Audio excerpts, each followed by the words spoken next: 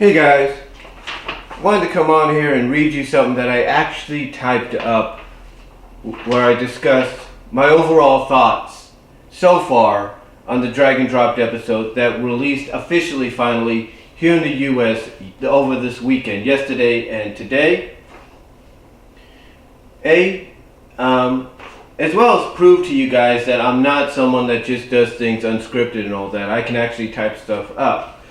But anyway, this is what I actually wrote at the MLP forums. I copy and pasted it onto WordPad because one of the things I used is from a YouTube video as an example of what I kind of see this episode reminding me of at some points. So first of all, let me get a bit of coffee here.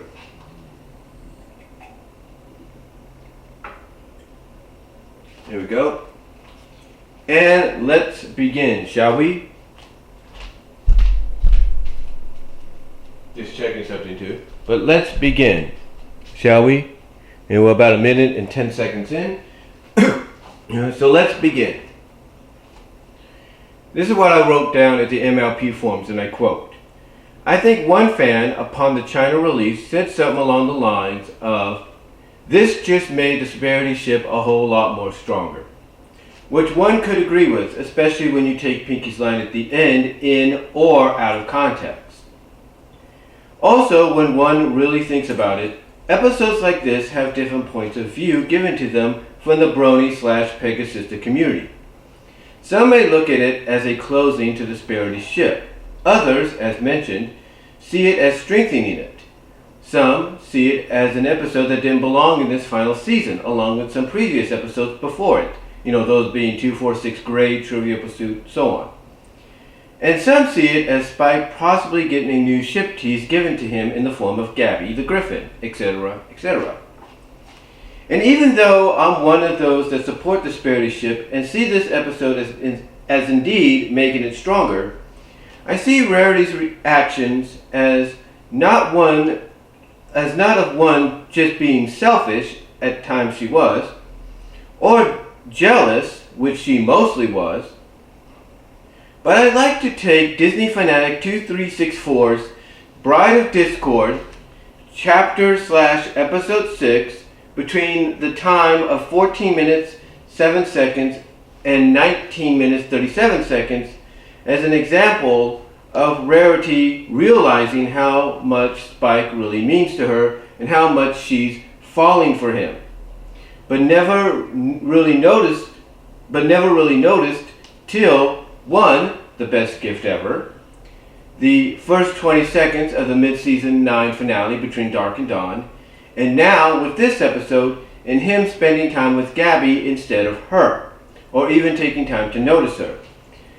This reminded me a lot, if somewhat, of Applejack's reaction towards Spike spending time with Rarity and not noticing her, that of course being Bride of Discord, and the chapter and episode were a part that I mentioned titled The Spark, where you can find it, and the time which you can see it. Continuing on. That's how I take Rarity's reaction in this episode. Somewhat of being in the same camp. That's how I take Rarity's reactions in this episode. Somewhat of being in that same camp as Applejack's and Bride of Discord, or BOD as I called it. Continuing on. Heck, at Born Again Brony said it best. Born Again Brony, that's the name of the person at the MLP forums. This is what he said in one of the responses he made when people gave their thoughts on the episode after its official US release. This is what Born Again Brony said, Ed, and I quote, because I said, heck, at Born Again Brony said it best. And this is what Born Again Brony said, and I quote, "This episode is playing with romance in the same way that Tanks for the Memories played with death. It's played as a friendship episode, but considering they used Rarity and Spike to set this off, and the fact that Spike clearly has one on Gabby now, it's pretty obvious that this story is a love triangle at its core. They push things just far enough to make this episode into the ultimate shipping war without revealing for certain if Rarity is harboring feelings for Spike and it's bloody brilliant. And which is very, very, very true. You see, the one complaint that a lot of fans have always had about MLP, if in recent seasons and years, is the fact that they are focusing more on, not more, but focusing at times on romance more than friendship. Even to the point that they're now teasing ships with the main characters when they're not supposed to, or were they were originally told would never happen. I mean, Fluttershy Discord, Pinkie Pie Cheese Sandwich, Rarity Spike, you name it. Not a lot of fans are thrilled by this because it's pretty much going against what they were told. But the way Josh Haber did this episode, and people have their opinions about the guy. According to Born Again Brony, it's done brilliantly because you know what it's doing, you know what it's about, but it's not really being, shown that way. It's not really being like, just shoved in your face that this is what it's really about. No, this is something, it's still friendship. Like, friendship is still the core element, but secretly the meta-ness to it, the secret meta-ness to it, is the fact that even though at its core element in front of you, it's about friendship still, it's basically also about love. It's about a love triangle. It's about a romance. And it's about one finally realizing what she has had as far as romance and love is concerned this whole time, and it's been in front of her. So Born Again Brony definitely brought up a good point here. He also brought up a good point later on that this was something that he believed subconsciously would be the only way Rarity would realize how much Spike really means to her beyond friendship, beyond being an assistant and all that. I think Born Again Brony and a few others bring up the whole best gift ever deal and how Mike Vogel, who did that episode, pretty much knew what he was doing with that and Spike's little romantic ballad serenade of his portion of the true gift of giving to Rarity.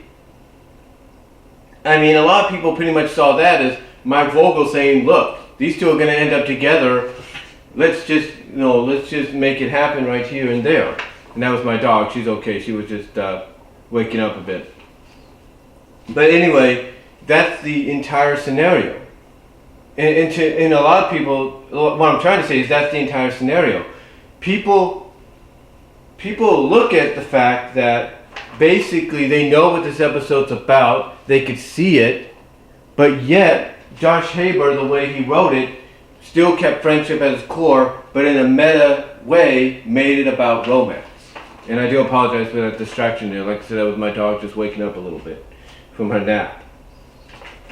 Now, continuing on what I was saying, and I know I'm about 8 minutes, 35 seconds in. So let me kind of quickly finish this up. Continuing what I said, or typed up here, and I quote. So just because it may seem otherwise, Josh Haber knew what he was doing. That's exactly what I said. In fact, if you saw the trailer for the finale and possibly the final 2 episodes, you kind of get where I'm going with that. There is some Sparity moments snuck in there, as well as a bit of a follow-up to this episode, kind of, and previous episodes before it, from earlier seasons and the prior season, as well as the best gift ever, or TBGE as I call it. So as I said above, episodes like this have different points of view given to them from the brony/pegasister community. It's just a matter of how one views it from their personal point of view. But for me, this was a good/decent Sparity final-centric episode. So basically, like I said, it all depends, like I said at the beginning and at the end there, it all depends on how people view the episode. Some may view it as an end to the Sparity Ship and finally Spike getting over his crush. Some may view it as basically strengthening it, like me, strengthening it and making the Sparity Ship a lot stronger. Some may view it as an episode that didn't belong in this season, that it belonged in earlier seasons like 2, 4, 6th grade Trivial Pursuit did, or should have. Others view it as Spike probably getting a new ship tease in Gabby the Griffin. But depending on how you feel about it, you know exactly, depending on how you feel about the guy, you know exactly what Josh Haber was doing. You saw the little meta-ness that he put into this episode. Like I said, and even Born Again Brony said it best. Even though at the core of this episode, the element is about friendship and learning to let others, hang out, and letting your best friends or your closest friends hang out with others and not being selfish and hogging them to yourself. At the core of, and even though that's the core of this episode, learning to share, learning not to be selfish or jealous, everybody knows that the meta-ness at that core is this is actually a romance love triangle. And Josh Haber, if he watches this video, knows that. He knows that for a fact. He knows that's a fact. He knows what he was doing. Mike Vogel did what he did with Best Gift Ever because he knew that the one thing fans have been wanting to see is some kind of confirmation of Spike and Rarity probably getting together. And the way it was done in Best Gift Ever was brilliant. Because Spike usually would be shy about probably doing something like that in front of everybody. But he pretty much, in front of the rest of the main six, in front of Cadence and Shining Armor and Flurry Heart, in front of the Winterzilla, who pretty much didn't know any better, no offense on that, or didn't know anything about it, and Discord, he basically played a romantic love ballad of true gift of giving to Rarity. And there's a lot of fans that have drawn fan-inspired art based on that one scene. There's even a scene, if I can find it, I'll place it up here. There's even a scene when Spike's closing out his portion of the song where somebody redrew it, and when Spike's singing the closing moments of his portion of the song, there's a heart-shaped flame coming out of his mouth. You see, Mike Vogel knew that's what fans were wanting. Some kind of confirmation. And if you take a look at it from a continuity perspective, that's probably one of the things that hit Rarity the most. Here's a dragon that recently, during the last Heartwarming Eve, dedicated a freaking romance love song, a portion of a song that they sang together later on, to her, to the point that when he sang it to her, she had sparks/stars in her eyes, which is always related to romance in some gesture. And now all of a sudden he's deciding he wants to hang out with someone else. How would you feel? How would you feel if you were someone who was given such a romantic gift of love during the holiday season, the Christmas season, and all of a sudden that person that gave it to you is now hanging out with someone else? And that someone else is of the same sex that you are. How would you feel? How would you feel about that until you find out eventually, oh, we're just friends, there's nothing going on. This person is engaged to somebody else, is seeing somebody else. We just hang out because, the friend is working and, you're doing this, that. Initially, though, how would you feel? You'd feel jealous too. You'd feel suspicious. You'd feel betrayed. And in a meta kind of way, that's what Josh Haber did here. He put Rarity in that situation where suddenly she's seeing possibly the love of her life going with someone else after doing what he did for her. Now, some of you might ask, well, how do you compare the whole Applejack thing in Bride of Discord? Simple. It's real simple. You see, Spike didn't know that Applejack had a thing for him in that story, and I'll give you that. But when she's crying her heart out to Zecora, she's basically telling her that Spike doesn't even take the chance to even notice some of the things she does for him when he's helping her. Like, notice how she looks at him, how she likes to help him out, whatever. And instead, he's focusing more on Rarity instead of taking noticing of her.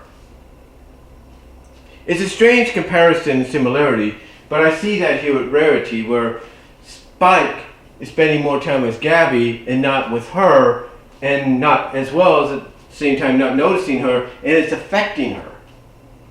I mean, heck, there's a scene, a couple of chapters / episodes later of Bride of Discord, where Applejack gets the confession out of Fluttershy that she's in love with Discord by basically blurting it out to Fluttershy that she feels the same way about Spike. You see what I'm saying, guys? You see what I'm trying to get at, guys? Rarity basically is in that similar camp that Applejack's character was in when it came to Bride of Discord. Because of the fact that Spike basically has always been wanting to spend time with her, has always been wanting to be with her, and went as far as what he did in Best Gift Ever, and now suddenly this happens. I mean, again, like I said, you look at the first 20 seconds of, between dark and dawn, and she's the only one that comes out of the group standing there when Spike gets caught up in this tree that gets, roped in by this turtle's tongue. She's the only one to come out of the group with concern. Like, she's running towards him to protect him, to be, And that episode was done by Gail Simone, doing her first ever episode, and she had an understanding of that. So, what I'm getting at is when you look at Rarity's role and how it compares to Applejack's in Bride of Discord, it's similar. Maybe it's not the same, but it's somewhat in the same camp almost. And that's how I interpret it. And to me, that's what we get here. Again, it's different points of view. Some look at it as ending the Sparity Ship. Some look at it as strengthening it. Some are looking at it as an episode that doesn't belong in the season. Some look at it as giving Spike a new ship with Gabby. What have you. I mean, I can imagine when Map, Miss Anthropony, does his review, he's going to touch upon it. And then he's going to probably say that even though it seems like it does finally put a closure to the ship, that instead it still strengthens it by the fact that you have that one last scene at the end where Spike says he still wants to have his Rarity time. He still wants to have his Rarity time, and Pinkie's line kind of insinuates, oh, there's something more here. More of you guys are being just friends kind of deal. With her little line of, oh, so that's how it goes, or something like that. But overall, it all depends on your point of view. It really does. But that's all I'm going to really say, guys. That's all I'm really going to say. Let me know what you all think down below. I got to go get my battery charged here. I just got a warning that it's about to go off. So let me know what you guys all think, though, down below. Comment if you like. Thank you all for watching. I'll post what I typed up in the description if I can so you can read it yourself. And I will talk to you all later. God bless. Take care.